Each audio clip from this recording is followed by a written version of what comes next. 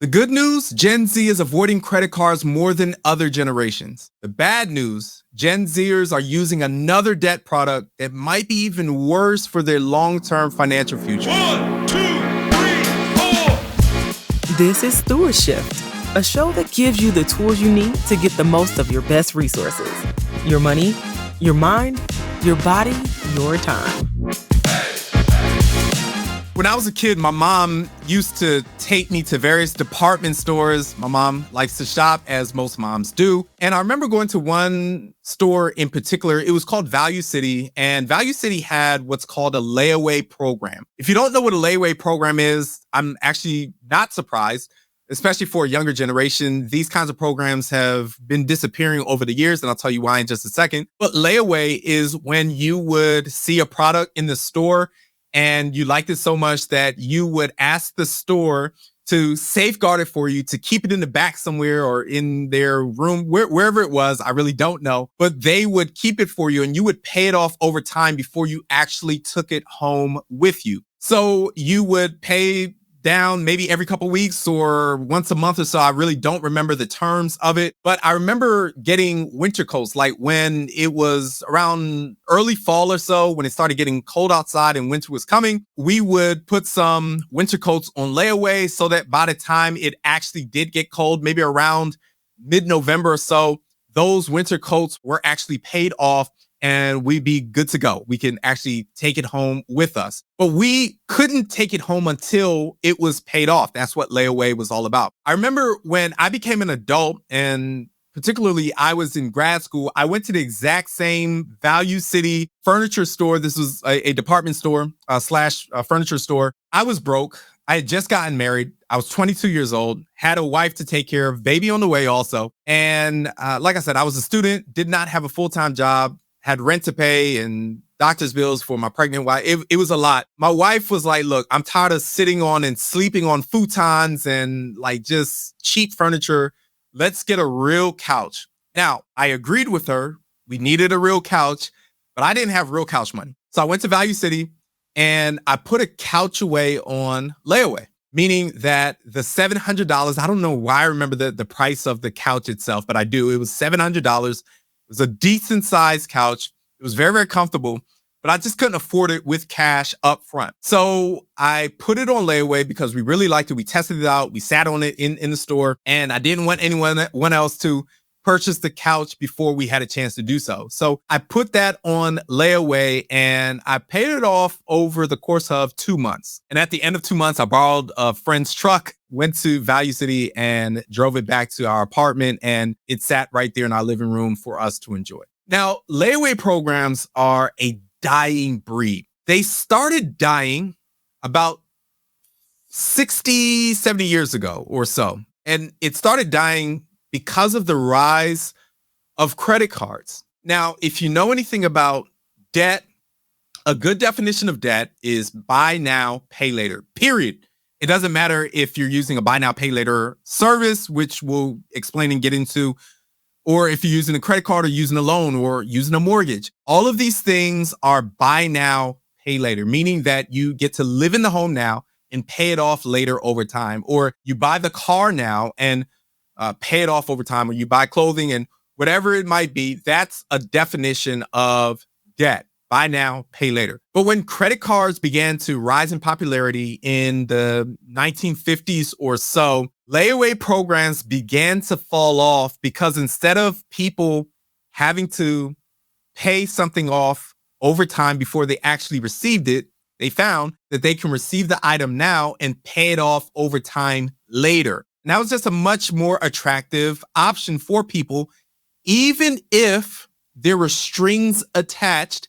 And when you have debt, there are always strings attached. I hope Gen Z is listening to me right now. 100% of the time, there are always strings attached. There's no such thing as free money. There's no such thing as borrowing for free. You're going to pay for it somewhere down the line, even if you don't pay for it in interest and fees. And I'll prove it to you in our episode. So buy now, pay later. There are so many options for these modern programs, and it's different from credit cards in that buy now, pay later options have what's called a pay in 4 program, which splits your purchase into 4 interest-free payments, which are paid every 2 weeks or so. Of course, that makes this out to paying for your item in about 2 months with a loan that's usually left off of credit reports. So there are several popular options, and this is not exhaustive at all, but you have Affirm, you have Klarna, you have Afterpay. Those are usually the big 3 options, and there are other options for buy now, pay later programs. But they are different from credit cards, not in that credit cards aren't buy now, pay later in the sense of you do receive an item now and then pay it off over time. But these are very, very specific programs where you pay in for interest-free payments every 2 weeks. People are using buy now, pay later for everything. One report said that for Coachella this year, 60% of Coachella ticket buyers opted for their buy now, pay later payment plan option. 60%. That means that 40% of Coachella ticket purchasers paid cash. I'm assuming that 40% paid cash. But let's just focus on the 60%. That's a lot of people. That's a lot of purchasers, a lot of buyers who opted to get their ticket now and pay it off over time. And I know Coachella is expensive. I get it. But I just can't imagine paying for a concert, paying for a weekend experience with buy now, pay later. But people are doing it, right? But people are also paying for vacations with buy now, pay later. They're buying clothes and shoes. Now, in the world of growing inflation, unfortunately, more and more people are buying necessities such as groceries. Yes, I said groceries, food from the supermarket with buy now, pay later services. This is mind-blowing, but it's happening. Here's what's so alluring about buy now, pay later options. Buy now, pay later gives the ability to pay purchases off over time instead of putting up cash, whether that's a large amount of cash or in some people's eyes, a small amount of cash, but you can now just pay things off over time instead of using a bunch of cash to pay for it all at once. So what that does is it gives the appearance of budgeting. It gives the appearance of being responsible with your money. These are interest-free, quote unquote, if of course you pay it on time and abide by all the rules, but you just have this sense that you're budgeting and being responsible with your money. And that seems to be very, very attractive to a younger generation. Another reason why this is very alluring is that there's an easier barrier of entry. When you apply for a loan or for a credit card, there's usually a hard credit check, meaning that they really dig into your past history. And that credit check is a ding, or it does get alerted on your credit report. Well, with a buy now, pay later option, usually there is no hard credit check. So there are fewer reasons for that service to say no to you. And that doesn't show up if you happen to want to get another loan in the future or purchase a home or something like that. Sometimes you can get dinged for having these hard credit checks over the course of, tightly compacted time. And so there's none of that. And there's an easier barrier of entry. But a third reason why this can be very alluring to Gen Z is that there's predictable financial flexibility, quote unquote. And there are, in fact, simpler borrowing terms. So even though there is fine print, there may not be as much fine print as you might have with a loan or with a credit card. So this also goes along with the easier barrier of entry, but just psychologically, people are able to understand better, or should be able to understand better, what's going on, because this is more predictable and this is a more simple product. But there are some cons. There's some negatives, some downsides to using buy now, pay later options. And you need to know this. Number one, 28% of buy now, pay later users are between the ages of 18 and 24. This is a new generation. And it's not that this new generation is necessarily 28% of the population. That is not true, especially those between those ages of 18 and 24. But 28% of buy now, pay later options are between those ages. And that means that they are probably targeting that age group And they're targeting them for a very specific reason because they are younger and more inexperienced. Now, specific to Gen Z, just that whole generation for their particular age group, 44% of Gen Zers said that they used buy now, pay later within the past year. That's almost half of Gen Z generation. That's huge. That's a big chunk of a generation. And this seems to really be targeting Gen Z in a very particular way. Now, buy now, pay later users have shown to have significantly less money in liquid assets, meaning money in a bank account or something that is liquid where you can get super easy access to very, very quickly. Well, I know that Gen Z, because they are a younger generation, do tend to have less money in an account.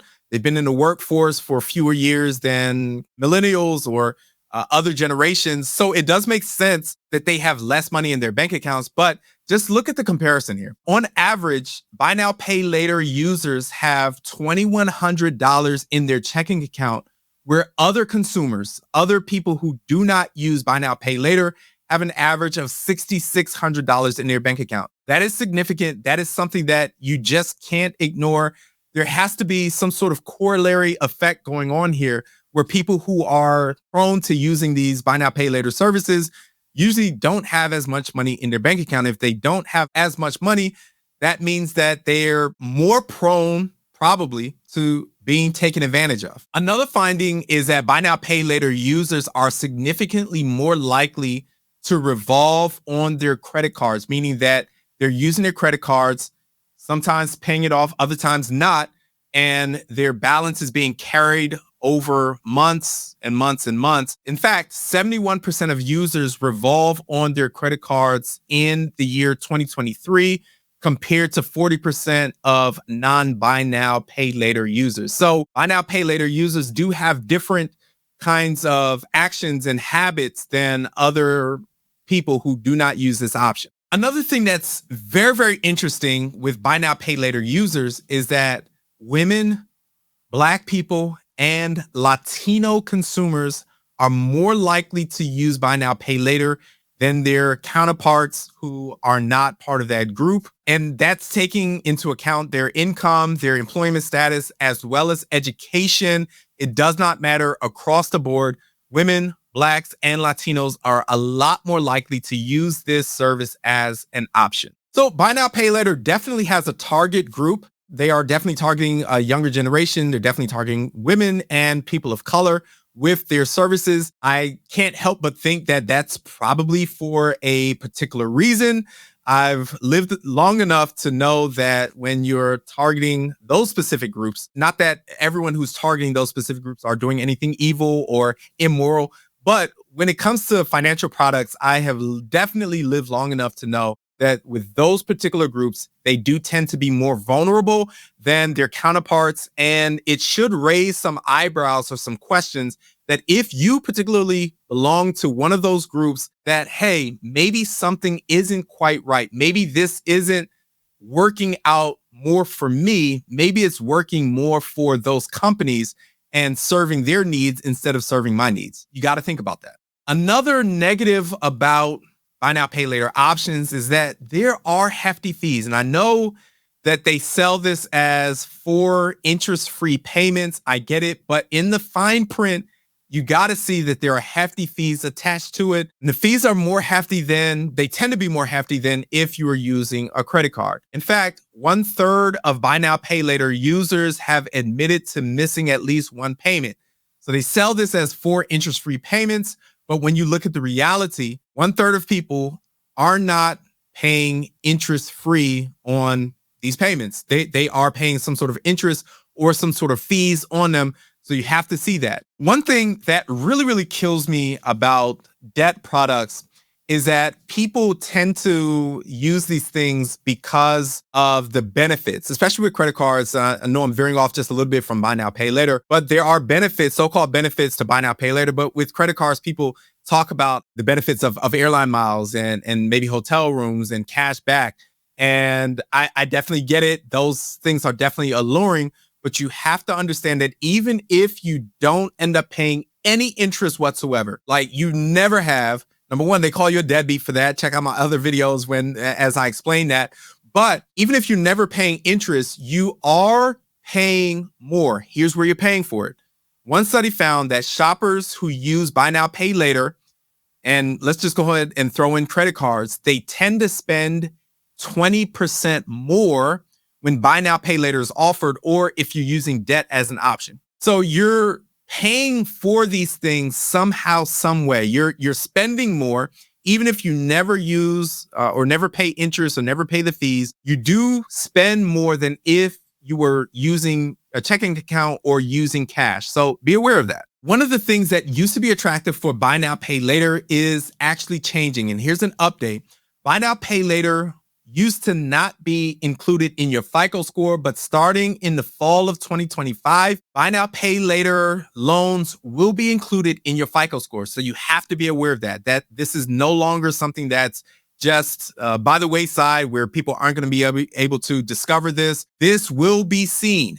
This will show up in your credit score. And so it's not a less risky thing. This is now a increasingly risky thing because, hey, loan companies and everyone is seeing this now. So what this also means is that there's no better time than now to live within your means and use only the cash that you have on hand in your account in order to live your life instead of borrowing from somebody else, no matter how easy it might feel. When you use what you actually have in your account, that's what real freedom looks like.